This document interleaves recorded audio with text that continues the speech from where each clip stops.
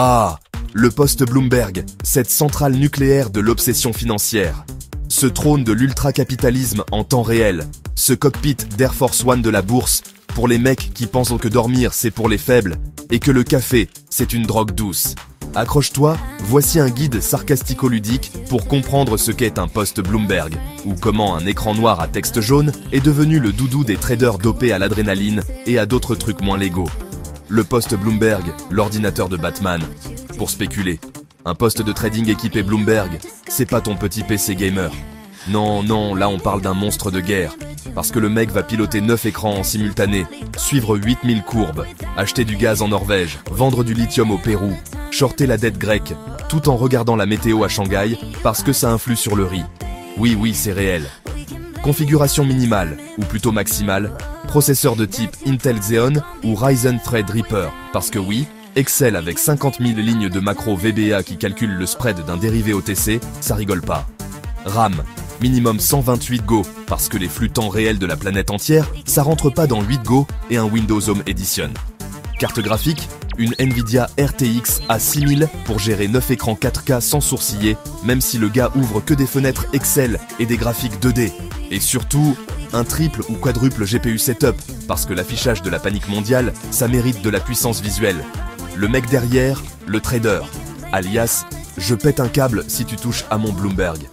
Il vit littéralement connecté à son poste, un mélange entre Tony Stark sous coke et un ado en LAN de 72 heures sur StarCraft. Il dort pas, il mange des sushis devant des graphiques. Il t'appelle à 4h12 du matin en panique parce que son poudreur est figé. Alors que toi, tu pensais qu'il te parlait de coke. Il a des doubles appels avec Dubaï et Singapour pendant qu'il balance un Beuil 40K sur le sucre. Et si tu lui dis « redémarre le poste », il répond « mais je peux pas. J'ai 4 millions en position sur le trésor américain. » Le Bloomberg Terminal, c'est pas un logiciel, c'est une langue. Le Bloomberg, c'est un système fermé, avec son propre OS, son propre clavier, son propre langage. Tu tapes WEI, tu as la météo à Kuala Lumpur. Tu tapes GIPN, tu tombes sur les taux interbancaires au Japon. Tu tapes GFAID. Là, tu viens de déclencher l'autodestruction d'un hedge fund quelque part. Il y a des raccourcis clavier pour tout, des couleurs cheloues, noir, jaune fluo, magenta, et un langage codé façon Matrix qui ferait passer le bash pour du coloriage.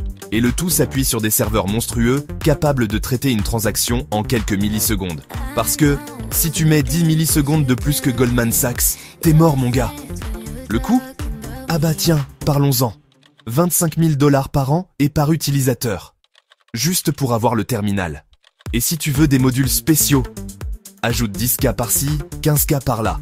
C'est l'Apple du monde de la finance, sauf que ça tourne sous du Unix Custom.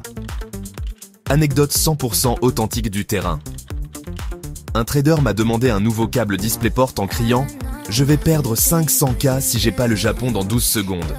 J'ai couru comme si c'était une greffe d'organes. Un autre a hurlé « Trouve-moi un backup powderer ». Encore une fois, j'ai cru qu'il parlait de drogue. En fait non, c'était le nom de son script Excel automatisé. Conclusion, c'est un temple. Et toi, technicien, t'es le moine silencieux. Le poste Bloomberg, c'est pas un outil, c'est une extension nerveuse du trader. Toi, t'es là avec tes drivers, tes scripts de patch, tes câbles et ta patience. Eux, ils sont dans une autre dimension.